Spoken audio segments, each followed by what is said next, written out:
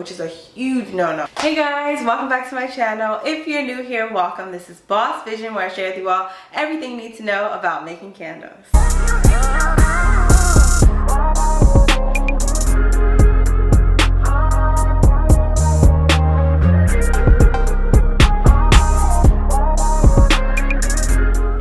Video, I'm so excited to be sharing with you all exactly the answers to all of your beginner questions. I will be answering all of the common beginner friendly questions that you guys have commented on all of my videos, DM'd me, emailed me, sent smoke signals about. This is the video. The time is now. Definitely stay tuned for the video. Give this video a thumbs up. Comment down below what you'd like to see in the future. Alright, let's just jump right into it. How many candle scents should I start with? I recommend starting with 5 scents.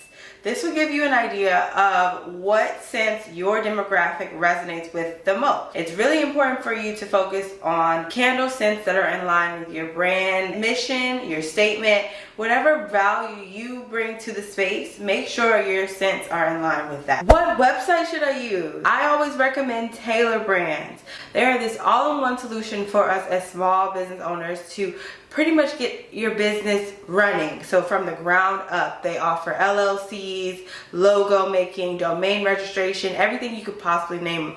Tailor Brands has you covered. Check out Tailor Brands. The link will be in the description down below. How do I get more sales? The key to more sales is identifying where you bring more value. You must begin with a solid foundation of either a useful or entertaining idea that speaks to the subconscious of your audience. From there, you have to get strategic on the ways that you convey your message to your customers to make sure that they convert. Having over 6 years of sales background, I am well versed in the space and I understand what needs to be done to increase the conversion rate for your website, which is why I created Candle Making Survival Guide, the ultimate interactive workbook to help you challenge every limiting belief you have and take your business to the next level. You can purchase your very own Candle Making Survival Guide using the link in my description. If you use the code CMG60, you'll receive 60% off.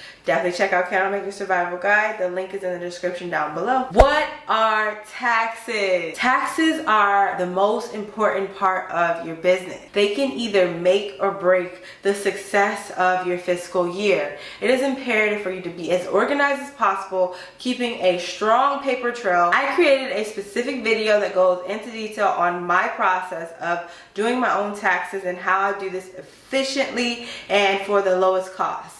The link for that video is right here, or you can check it out in the description below. How do I create candle labels? Candle labels can either make or break your business. It is important for the label to not only be aesthetically pleasing, but involve the critical elements of information that your customer needs to know. A great example would be this Magnolia and Peony candle. As you can see, it has my brand name here, the name of the candle, then it has where it's located, hand poured in Raleigh, North Carolina, and then the time of burn. Very important to include that information. So you can locate that just based upon, I honestly Googled it. I was like, how long does a candle that weighs 12 ounces burn? And it said 45 hours. So that's what I put, 45 hours of burn time.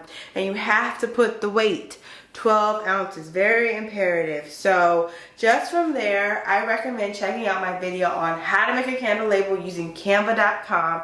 It's this free web hosting that you can use yourself at home to make aesthetically pleasing professional labels. And if you want to check out that video, I'd say just click this link right here, or it's in the description of this one. What shipping supplies do I need? Yes guys, so I've created a specific shipping checklist for you all to access, just to go over everything you need to make sure you have before you ship out packages. That is an imperative part of your business to increase repeat customers. So I definitely say check out the link in the description. I went into detail on exactly what you need to survive shipping out candles. What kind of wax do you use? This is the most common question, honestly, beyond how many scents should I start with. What kind of wax do you use? What kind of wax do you use? What kind of wax do you use? What kind of wax do you use? I use coconut apricot cream from Mica.com.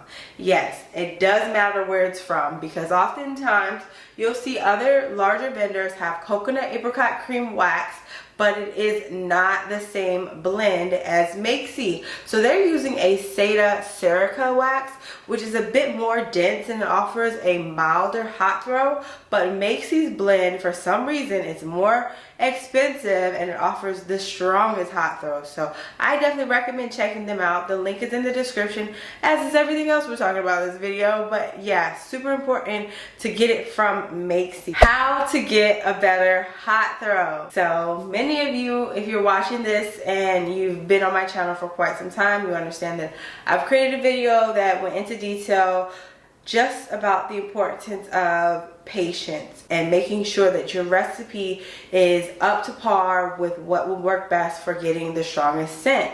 So if you haven't seen that video already, it will be linked in the description of this one. But just as a high level, while you're here, it is imperative for you to get fragrances that actually have a strong scent. That is one of the most unorthodox tips that you may not hear. You may have bought the wrong thing. Oftentimes in our business, we just look at this vendor that has these pretty pictures and you make the purchase without knowing that you may have bought it from someone who isn't giving you the most highest quality blend. So I definitely say do your research. I have a video that goes into detail on not only how to get a strong hot throw, but exactly the right vendors to source your fragrances from. This will help alleviate a lot of the hassle for you in the long run. And then another tip as it relates to your candle making process is to focus on making sure that your wax is melted at the proper melt point and you add your fragrance at the right time. I have 2 charts that go into detail on the recommended temperatures for 7 different waxes, including coconut, apricot cream, virgin coconut, soy wax, beeswax, paraffin, IGI 6006, and a few more. So I'd say definitely check out those charts.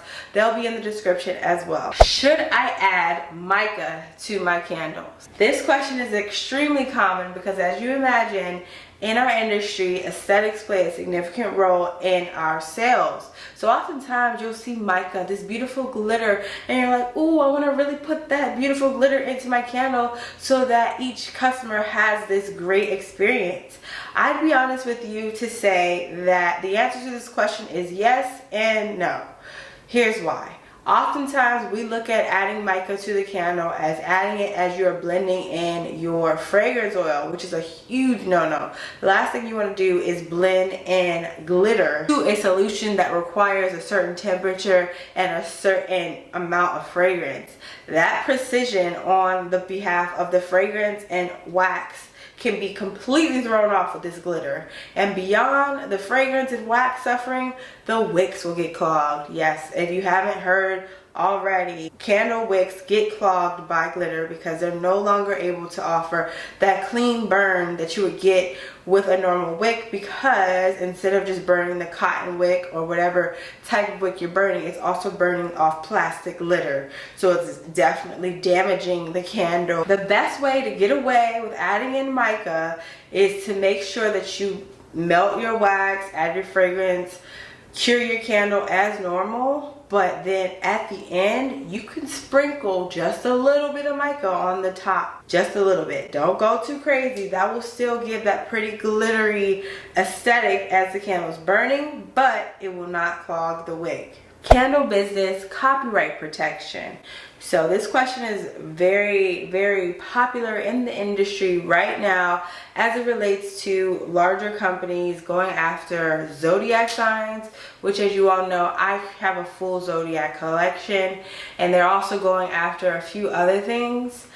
But with that, I've done my research. I've seen a fellow candle business owner. She also owns a soap company that she was given a trademark infringement letter and charged a fee, and they said it was because people would misinterpret her items for theirs. And with that, it really is very interesting. I've even seen Stanley Handcrafted's video as it relates to, you're gonna get copyright infringement, and I have done so much research on Google about it and I haven't found any information to protect my candles from this.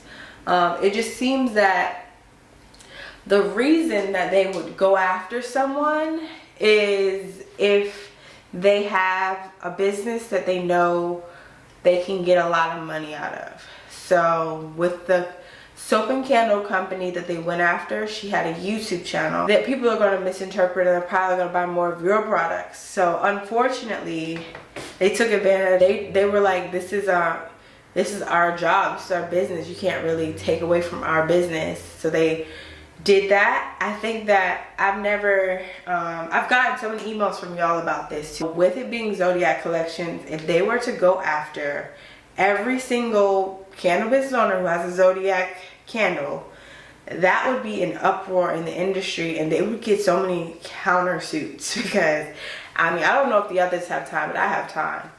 Like, the conception of these items was created prior to their trademark, so that's number one line of defense for me, and that's a line of defense for everyone, I think, just since it relates to the fact that we created this before you even decided to do that. So it doesn't mean it'd be different if we did it after, and we have proof of when we started. I'm not a psychic. I don't know what can happen in the future. If that does happen, that's not the best case scenario, but hopefully not.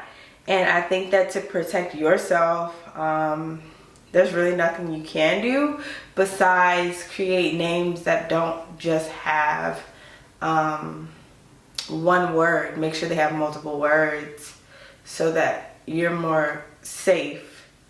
It's such a slippery slope if you think about it. Just trying to own a business. Y'all, I just pulled an eyelash out of my hair.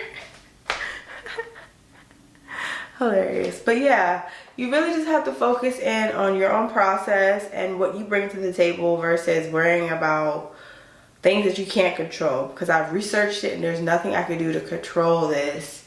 So I'm wiping my hands with it and praying that they never come out after me, because there's no reason to do that. Ensuring your candle business reputation as well as, you know, names are not compromised can be the most important part of your business. It can either make or break the opportunity you have to bring in candle revenue. If you want to learn more about the top 10 candle making secrets and my candle business wins and losses, then I'd say watch these two videos here.